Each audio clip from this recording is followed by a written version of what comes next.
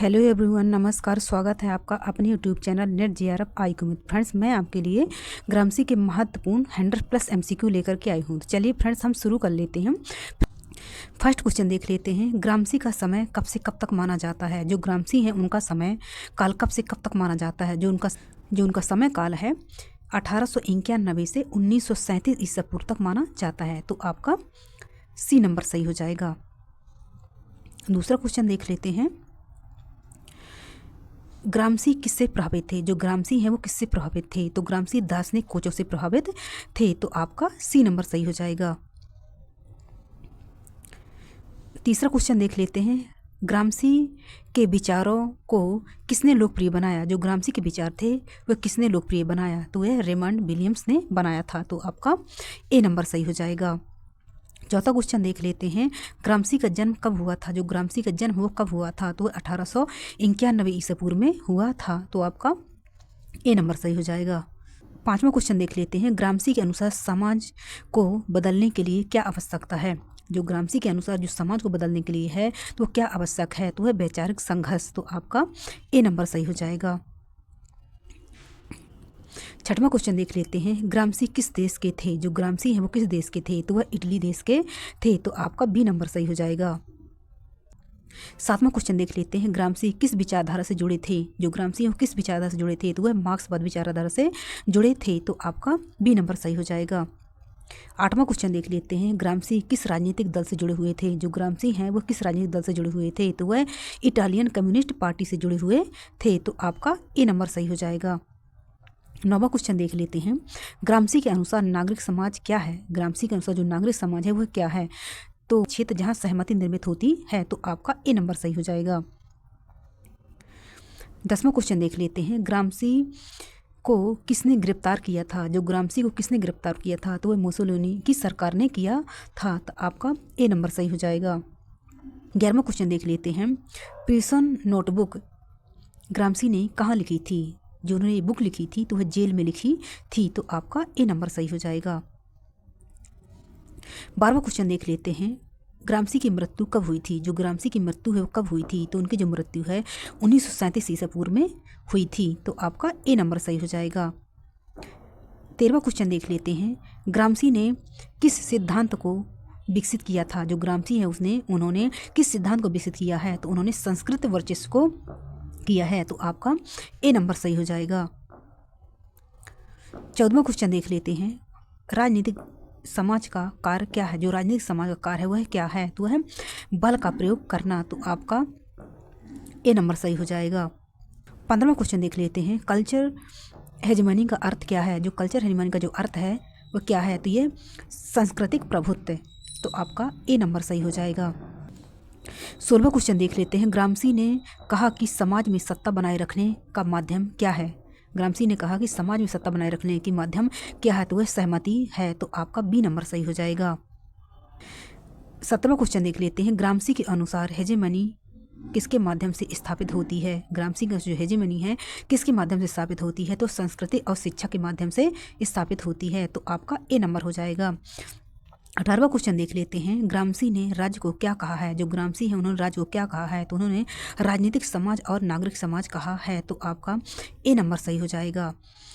19वां question देख लेते हैं। ग्रामसी के अनुसार राज्य का प्रमुख कार्य क्या है? ग्रामसी का जो राज्य का प्रमुख कार्य है वह क्या है? तो प्रभुत्व स्थापित करना। तो आपका ए नंबर सही हो जाएगा। 20वां क्वेश्चन देख लेते हैं। ग्रामसी के विचार किससे प्रभावित थे? जो ग्रामसी के विचारों किससे प्रभावित थे? तो वह कार्ल मार्क्स से प्रभावित थे। तो आपका ए नंबर सही हो जाएगा। तो क्वेश्चन देख लेते हैं। ग्रामसी ने ऑर्गेनिक इंटेलेक्चुअल किसे कहा है? तो उन्होंने जो कहा है तो वो मजदूर वर्ग के विचारकों को कहा है। तो आपका ए नंबर सही हो जाएगा। 22वां क्वेश्चन देख लेते हैं। ऑर्गेनिक इंटेलेक्चुअल की भूमिका क्या है? तो जो इसकी भूमिका है वर्ग चेतना को फैलाना। तो आपका ए नंबर सही हो जाएगा। 23वां क्वेश्चन देख लेते हैं। ग्रामसी की प्रसिद्ध रचना कौन सी है? जो ग्रामसी की प्रसिद्ध रचना है वो कौन सी है? तो प्रिजन नोटबुक्स। तो आपका ए नंबर सही हो जाएगा। 24वां क्वेश्चन देख लेते हैं। ग्रामसी के विचारों का मुख्य उद्देश्य क्या है? जो ग्रामसी के विचारों का जो मुख्य उद्देश्य है वह क्या था? तो ये समाज में परिवर्तन करना। तो आपका ए नंबर सही हो जाएगा। 25वां क्वेश्चन देख लेते हैं, ग्रामसी ने किन दो समाजों में अंतर किया है। जो ग्रामसी हैं उन्होंने किन दो समाजों में अंतर किया है, तो उन्होंने नागरिक समाज और राजनीतिक समाज में अंतर किया है, तो आपका ए नंबर सही हो जाएगा। 26वां क्वेश्चन देख लेते हैं, ग्रामसी के अनुसार नैतिक नेतृत्व किसके माध्यम से आता है। जो नैतिक नेतृत्व है किसके माध्यम से आता है, तो सांस्कृतिक और विचार से आता है, तो आपका ए नंबर सही हो जाएगा।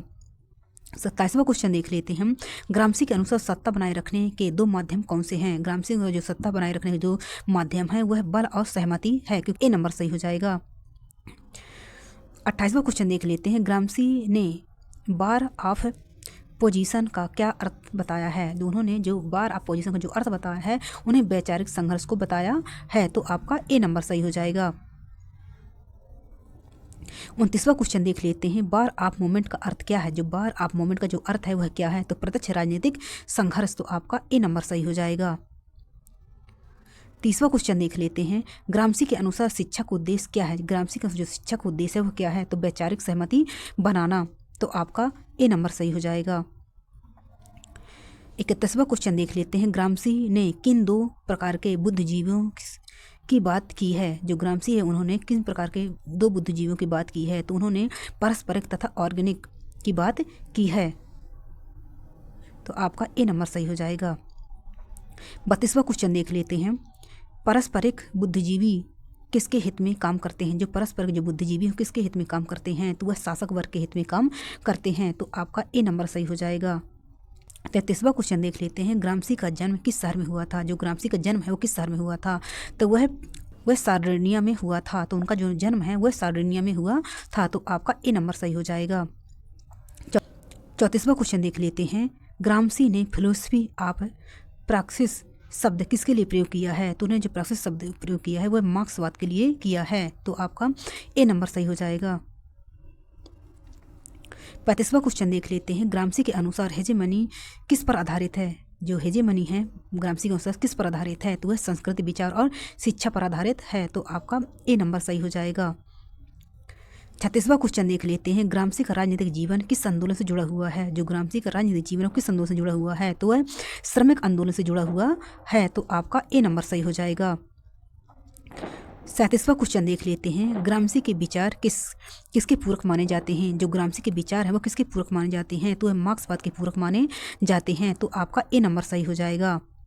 38वां क्वेश्चन देख लेते हैं, ग्रामसी के अनुसार सत्ता टिकाने के लिए क्या आवश्यक है। ग्रामसी का जो सत्ता टिकाने के लिए आवश्यकता है, तो वह सहमति और बल की आवश्यकता है, क्योंकि सहमति और बल के द्वारा ही सत्ता स्थापित की जा सकती है, तो आपका ए नंबर सही हो जाएगा।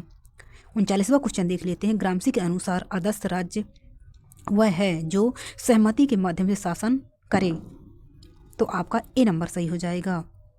40वां क्वेश्चन देख लेते हैं, ग्रामसी ने किसे आधुनिक राजकुमार कहा है। जो ग्रामसी है उन्होंने किसे आधुनिक राजकुमार कहा है, तो उन्होंने राजनीतिक पार्टी को आधुनिक राजकुमार कहा है, तो आपका ए नंबर सही हो जाएगा।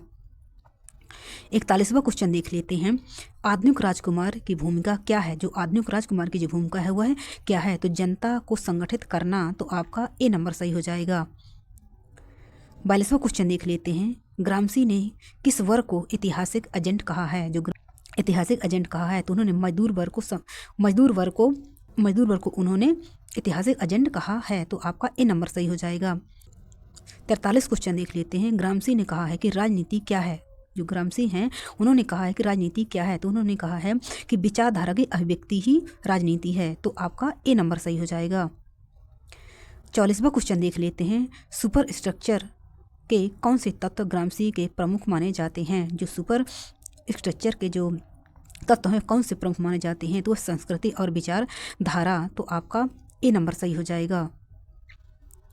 45वां क्वेश्चन देख लेते हैं, ग्रामसी की मृत्यु कहाँ हुई थी। जो ग्रामसी की मृत्यु है वो कहाँ हुई थी, तो जो ग्रामसी की मृत्यु है वह रोम में हुई थी, तो आपका ए नंबर सही हो जाएगा।